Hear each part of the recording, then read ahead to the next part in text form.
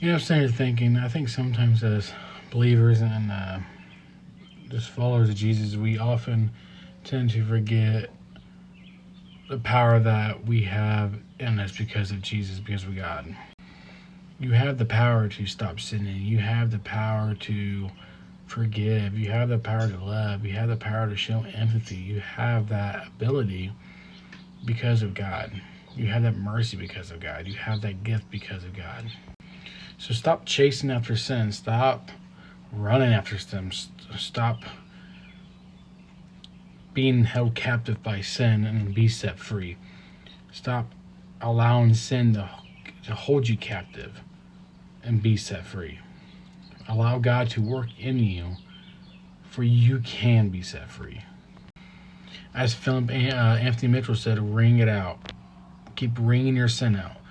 And if you keep ringing it out, it will get to a point where you don't have to worry about it anymore. You don't stop sinning because you necessarily want to, but it's because you love Jesus so much that you know what it really does to him. Because every time we sin, we're nailing him on the cross.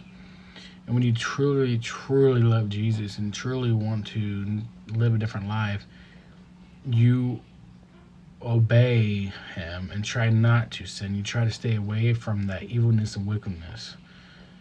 And it is hard. I think we all know it's hard, especially these days, where everything on social media, every movie, every TV show, every app, everything, every story is always tempting you with different stuff: alcohol, drugs, lust, money, whatever it is. There's always something tempting us.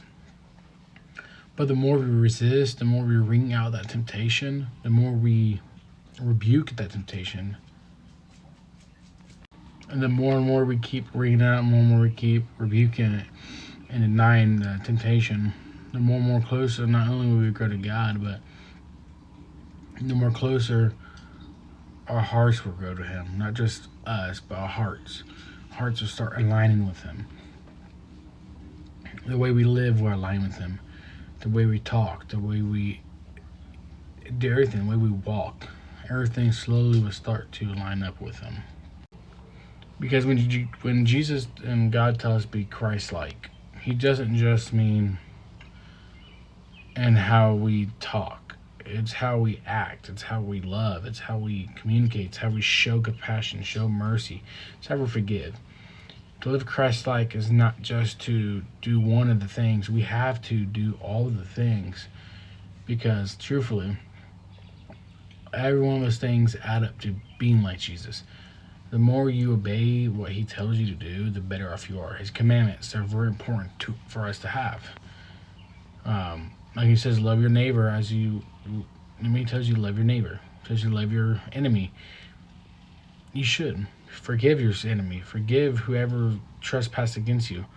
You should forgive whoever has harmed you, whatever they've done to you. Not just 7 times, but 77 times 7. You should never keep count of how many times you have to forgive somebody. You should never keep count of how many times you have to do this or do that. We, as humans, are selfish when it comes to that. We tend to be selfish. And that is what draws us away from being Christ-like in that sense. If we were to just start living closer to Jesus and more like him, we wouldn't have those tendencies to be selfish and needy. Because being Christ-like, there is no room for that. The more you throw yourself with Jesus, the less room there is for sin and temptations to occur and to be tempted by. The less tempted you will be, the less times you will sin, because you're so full of Jesus and so full of the Holy Spirit that Satan has no room to get an influence on you.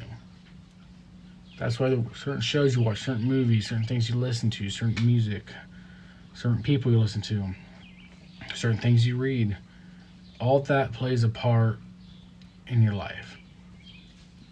And also the way you talk. The tongue is a powerful weapon. That's why you have to be careful. Because you can say you love him, but the truth is your actions don't prove that you love him. It's like I could say I love my family, but my actions may prove otherwise. See, that's the same thing. Love is not a feeling, it's an action. And that should be taught in school and other places that have education with young people, because it's the truth. We're taught love is a feeling, love it. It's not. It's an action. So as you go through this day, through this week, the rest of the night, I just pray you guys use your guys' wisdom and your guys' love and compassion for others. I love you guys, and I pray you guys have an amazing day and a beautiful night. Also, look at this beautiful view God has always given us every day. No matter where you're at, there's always a beautiful view from Jesus. There's just a Cody back there. Kind of lost track. Back to behind those while I was filming. But love you guys.